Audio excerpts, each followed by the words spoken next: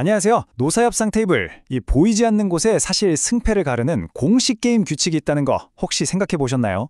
오늘은 바로 그 단체 교섭의 법적 틀, 노사 관계의 방향을 결정짓는 이 아주 중요한 규칙들을 속 시원하게 파헤쳐 보겠습니다. 와, 생각만 해도 정말 아찔한 상황이죠? 단체 교섭은 그냥 우리 잘해봅시다 하는 그런 대화가 아니거든요. 법이 정해놓은 아주 엄격한 규칙을 따를 때만 비로소 법적인 힘을 갖게 되는 공식적인 절차인 겁니다. 바로 이 점 때문에 우리가 오늘 이 규칙들을 반드시 제대로 알아야 하는 거죠. 맞습니다. 규칙을 전혀 모르는 사람이랑 체스판에 앉아 있으면 그건 게임이 아니라 그냥 말다툼이잖아요. 단체 교섭도 똑같습니다. 법적으로 효력이 있는 합의라는 승리에 도달하려면 다른 무엇보다 먼저 이 게임의 규칙부터 완벽하게 이해하고 시작해야 합니다. 자, 오늘 우리가 함께 펼쳐볼 공식 규칙서 목차입니다. 먼저 여기가 어떤 경기장인지 그 보이지 않는 법적 프레임워크를 보고요. 그리고 진짜 선수는 누구인지, 테이블의 규칙은 뭔지, 또 어떤 게 반칙인지, 마지막으로 게임 전에 뭘 꼭 체크해야 하는지 이 순서대로 하나씩 명확하게 짚어보겠습니다. 자, 첫 번째 챕터입니다. 본격적으로 게임에 들어가기 전에 우리가 반드시 통과해야만 하는 3가지 질문이 있습니다. 이 질문에 제대로 답하지 못하면 사실상 시작조차 할 수 없는 거죠. 바로 이겁니다. 누가, 무엇을, 어떻게. 딱 이 3가지예요. 이게 단체 교섭이라는 거대한 건물을 떠받치는 세계의 기둥이라고 생각하시면 돼요. 이 중에 하나라도 흔들리면 건물 전체가 와르르 무너질 수 있습니다. 이 질문들에 대한 답이 왜 그렇게 중요하냐고요? 단 하나라도 삐끗하는 순간 몇 달 동안 힘들게 노력해서 만든 합의 전체가 그냥 물거품이 될 수 있습니다. 심지어 최악의 경우에는 부당노동 행위로 법적 처벌까지 받으면서 노사관계가 돌이킬 수 없는 강을 건너게 되는 거죠. 좋습니다. 그럼 첫 번째 기둥, 누가부터 한번 제대로 파헤쳐보죠. 도대체 누가 이 교섭 테이블에 앉을 선수 자격이 있는 걸까요? 법이 인정하는 진짜 노동조합의 조건은 뭔지 명확하게 짚고 넘어가겠습니다. 법조문은 좀 딱딱하죠?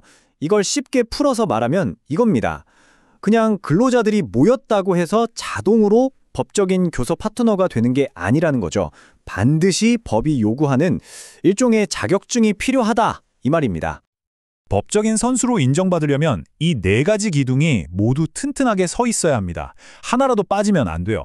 근로자가 주인이 되어야 하고 회사로부터 완전히 독립적이어야 하고요. 또 주된 목적이 근로조건 개선이어야 하고 마지막으로 정부에 정식으로 등록까지 마쳐야 진짜 자격이 주어지는 겁니다. 여기서 정말 재밌는 포인트가 바로 이 자주성이에요. 회사의 지원을 받거나 입김이 작용하는 우리가 흔히 말하는 어용노조는요, 법적으로는 교섭 파트너가 될 수 없다는 겁니다.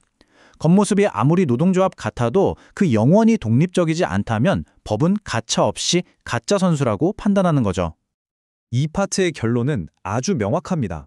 상대방의 법적 자격을 확인도 안 하고 교섭을 시작하는 건 모래 위에 성을 짓는 거랑 똑같은 거예요. 모든 노력이 한순간에 무너질 수 있는 아주 치명적인 리스크를 안고 시작하는 셈이죠. 자, 이제 진짜 선수들이 테이블에 모였습니다. 그럼 이제부터는 본격적인 게임의 룰을 제대로 알아봐야겠죠? 테이블 위에서 어떤 주제를 다룰 수 있고 또 어떤 절차를 반드시 지켜야만 하는지 한번 살펴보겠습니다. 법은요, 협상 테이블 위에 올릴 수 있는 것과 없는 것을 명확하게 구분해놨습니다. 왼쪽처럼 임금이나 근로시간 같이 직접적인 근로조건에 관한 건 사용자가 절대 거부할 수 없는 의무교섭 대상이고요. 반면에 오른쪽의 폐업이나 조직 개편 같은 순수한 경영 판단은 교섭 대상이 아닙니다. 법이 그어놓은 이 명확한 선을 아는 것, 이게 바로 분쟁을 막는 첫 번째 방어선입니다.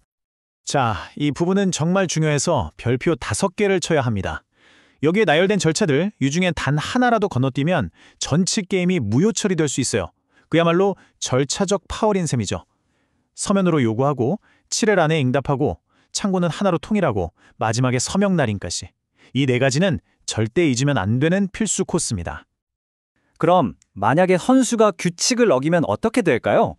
축구에서 심한 반칙을 하면 바로 레드카드 받고 퇴장이잖아요. 노동관계에도 그런 게 있습니다. 지금부터는 즉시 퇴장감인 레드카드, 바로 부당노동행위에 대해 알아보겠습니다. 법은 양측 모두에게 성실하게 교섭하라는 의무를 지우고 있습니다. 이 슬라이드가 그 핵심을 정확히 보여주죠. 그냥 회의에 나와서 자리에 앉아 있는 것만으로는 부족하다는 거예요.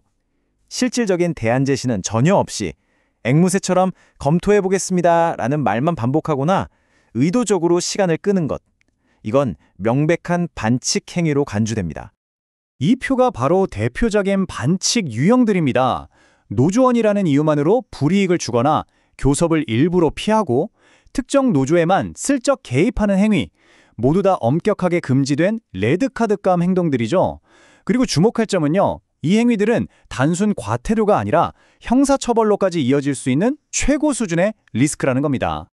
부당노동 행위는 법적 처벌에서 끝나지 않아요. 사실 더 무서운 건 그렇게 해서 수년간 쌓아온 신뢰를 단 한 번에 파괴하고 앞으로 몇 년간 이어질지 모를 깊고 깊은 갈등의 씨앗을 심는다는 점입니다. 자, 이제 거의 다 왔습니다. 마지막으로 지금까지 배운 이 모든 복잡한 규칙들을 실전에서 바로 써먹을 수 있는 아주 간단한 필수 체크리스트로 정리해드릴게요. 협상 테이블에 앉기 바로 전에 이 3단계 안전 점검은 필수입니다. 첫째, 상대가 자격 있는 선수가 맞나? 둘째, 여러 노조가 있다면 대표 선수는 제대로 정해졌나? 셋째, 우리가 논의할 안건이 게임의 룰에 맞는 건가? 이 간단한 3가지 확인만으로도 수많은 법적 리스크를 미리 막을 수 있습니다. 그리고 이건 정말 중요한 실전 팁인데요. 모든 걸 기록으로 남기세요. 회의록, 이메일, 공문. 이게 그냥 귀찮은 서류 작업이 절대 아닙니다. 나중에 혹시라도 문제가 생겼을 때 우리는 성실하게 모든 규칙을 다 지켰습니다 라고 말해줄 유일하고 가장 강력한 방패이자 증거가 바로 이 기록들이에요. 결국 오늘 우리가 살펴본 이 모든 규칙들의 결론은 하나입니다. 이 복잡해 보이는 법적 틀은 우리를 귀찮게 하는 장애물이 아니라는 거죠. 오히려 우리가 힘들게 이끌어낸 합의를 법적으로 튼튼하게 보호하고 장기적으로 안정적인 관계를 만들어가는 가장 확실한 성공의 도구인 셈입니다. 자, 마지막으로 여러분께 질문 하나를 던지면서 마무리할까 합니다. 이 모든 법적 규칙을 지키는 것, 과연 이게 신뢰를 쌓기 위한 최소한의 시작점일까요? 아니면 이것만으로도 신뢰의 전부가 될 수 있을까요? 여러분의 현장에서는 정답이 무엇일지 한번 고민해 보시면서 오늘 설명은 여기서 마무리하겠습니다. 감사합니다.